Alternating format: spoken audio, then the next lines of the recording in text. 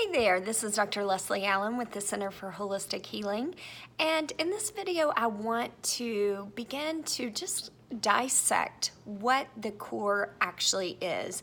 There's always so much talk about in gym class or exercise class about the proper activation of your core, and I want you to understand exactly what the core is made up of and why it is so important in order to properly be activating that while you are exercising, or perhaps just integrating it into lifting task or your everyday activities of daily living and different things like that. So let's dive right in and get started. The core is essentially made up, a lot of times what people think of as the core are the abdominals. And while this is one part of it, for sure, there are other very important components that make up the core.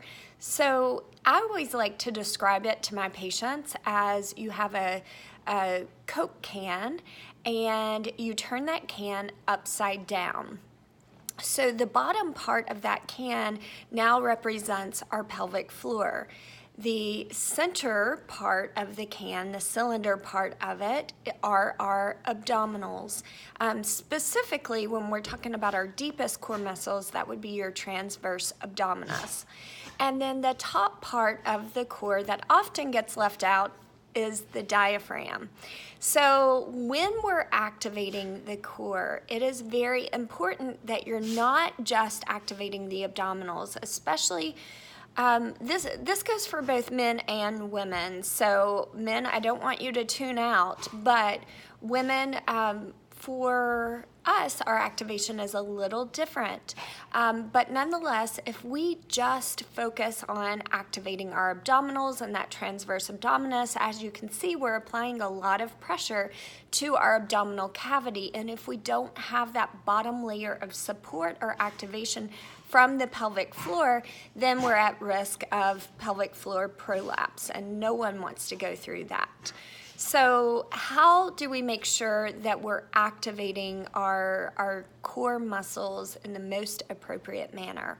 I actually like to train this with my patients in the physical therapy realm as first I train them with breathing. So because again, the diaphragm is the top part of the core, and that is a muscle that stabilizes while it mobilizes. So it's actually a moving stabilizer. Now, with the pelvic floor, I always like to make sure that we're activating on the exhale. That makes it a little bit easier to disassociate. As women, we've been taught to suck in our guts, and so oftentimes if you activate on an inhale, it then makes it hard to maintain that activation even through your following exhale. So always give this a try on your exhale. Now, when we start to activate the pelvic floor, what we're going to start with is a gentle squeeze, as if you are going to stop a stream of urine. And so you can go ahead and try this as we're going through the video. It's hard not to try it, but that's just a gentle squeeze on your exhale, gentle squeeze as if you're going to stop a stream of urine. Now, the second piece of this is a gentle squeeze in the back as if you're going to stop from passing gas. And then if the pelvic floor is a bowl, we're going to visualize that you have two strings coming down to those points, and you're just going to gently lift that bowl or flatten that bowl. On your next exhale, while trying to maintain that pelvic floor activation, you're going to go ahead and try to activate that transverse abdominis. And the way that you do this is with a gentle lift. So you're keeping your spine in a neutral position. This is a common mistake taught by many different personal trainers, or we don't want to fall into what's called a posterior pelvic tilt to activate that transverse abdominis. We actually want to maintain a neutral spine.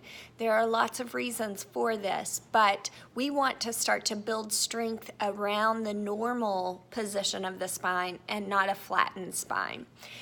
So what we're going to do is we're going to draw those lower abdominals up toward the navel and gently sink them back toward the spine.